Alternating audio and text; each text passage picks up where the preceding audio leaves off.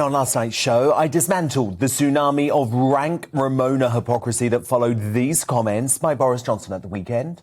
I know that it's the instinct of the people of this country, like the people of Ukraine, to choose freedom every time.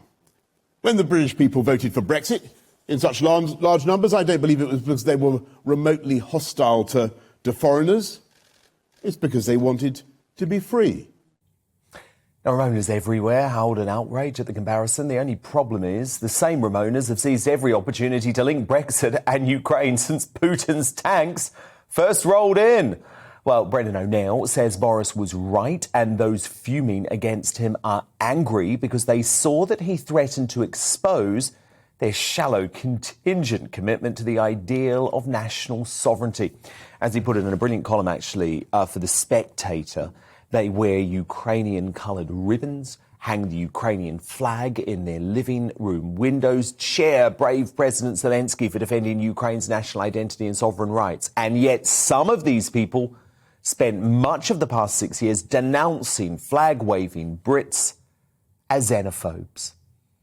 And Brendan joins me now. The hypocrisy of Remoaners never ends, does it, Brendan? It never ends, and the hissy fits never end either. You know, another Remoaner hissy fit. It's kind of an endless process at this point. And I think they're completely wrong about Boris's comments. I mean, the first thing to say is that he didn't actually compare voting for Brexit to fighting in Ukraine. He didn't make that comparison. All he was saying is that people around the world long for freedom, long for independence, and people in Britain, like people in Ukraine, want to be free. And then he gave our vote for Brexit as an example of our desire for freedom. I think he was completely right. And in fact, what there is in common between Brexit and the fight in Ukraine is that both of them, in very different ways, are fights for national sovereignty. We were lucky enough to be able to peacefully vote with no stress and no violence at all. We peacefully voted for national sovereignty when we voted to leave the EU. The Ukrainian people, tragically, have to fight very hard indeed for their national sovereignty. But there is a connection between people around the world who want their nations to be free. Indeed, it is about freedom, isn't it? That is fundamentally the point that Boris was making. Yeah, about freedom. And I think the reason that the Remoaner elites kicked up such a fuss is because they know he has a point. They know that somewhere deep in their corroded souls, they know he has a point when he says that the vote for Brexit was a vote for freedom. And the struggle in Ukraine is a struggle for freedom. And the issue with these people is that they are currently supporting the Ukrainian people, as we all should, in my view. They're supporting the Ukrainian people as they wave their flags and fight to defend their national honor and talk about their national identity and struggle for national sovereignty. They're supporting all of that. But they opposed all of those things when people in Britain argued for them over the past 6 years. They said you were a xenophobe if you waved the British flag. You were an idiot if you talked about something like national identity. Only xenophobes really obsess over things like sovereignty. These are the kinds of arguments they were making. So their commitment to sovereignty independence is a very new phenomenon, and it's full of hypocrisy too. And Brendan, remember, these were the very people, I exposed them on the show last night, the very people who, the moment the war began, wanted to invoke Brexit as some sort of failure, as some sort of contribution to Putin's invasion. I'm talking the Michael Heseltines, the Alistair Campbells, the James O'Brien. So it's one rule for them, another rule for Boris, apparently. Oh, completely. I mean, you couldn't make it up. They are raging against Boris for not even doing what they said he did. He didn't actually make that comparison. While these people have been talking about Brexit and Ukraine in the same breath endlessly for the past 3 weeks. And they've been arguing for years that Brexit was something done by Putin. Evil Russia posted all these memes and misinformation on the British internet and made us all vote for Brexit.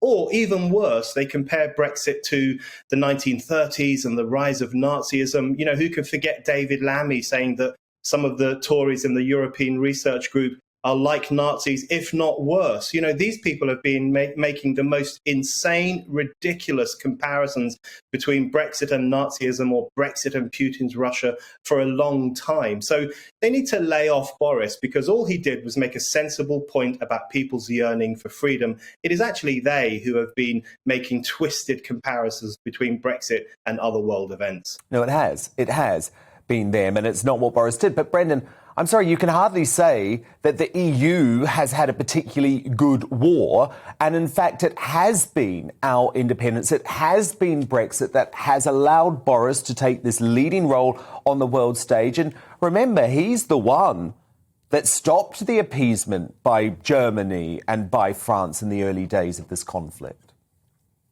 That's right. I actually think Britain should be proud of the role it's played in supporting the Ukrainians. I think we could probably do a little bit more, in fact.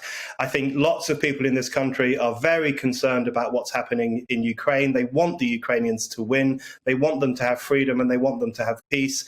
And Britain has helped the Ukrainians in various different ways. And we've had the flexibility to do that because we're no longer tied to the technocratic, slothful European Union, which is just bad at doing anything at all. So we should really cherish this opportunity, not the opportunity of the war in Ukraine, but the opportunity of leaving the European Union. We should really cherish that as a way to assist other nations who, like us, want to be free. And I think the more we can do to help the people of Ukraine, the better. And thank God we're not weighed down by the EU.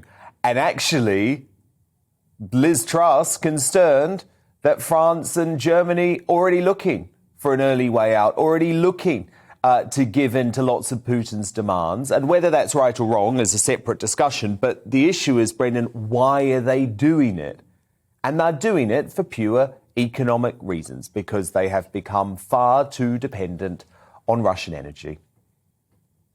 That's absolutely right. And I'm really worried, in fact, by the number of people in the political class in Europe and journalists in the UK, the number of people who are now saying, well, Ukraine has to settle with Russia. It should probably accept some compromises. It should probably give in to some of Russia's demands, including the annexation of large parts of Ukrainian territory and the demand that Ukraine should be neutral and disarm and really give in to Moscow. That's essentially what Russia is saying.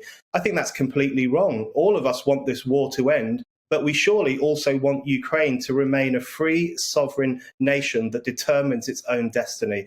And I think, as you say, lots of political leaders in Europe are compromised by their reliance on Russian energy and by the fact that they just cannot survive if Russia were to turn off the taps.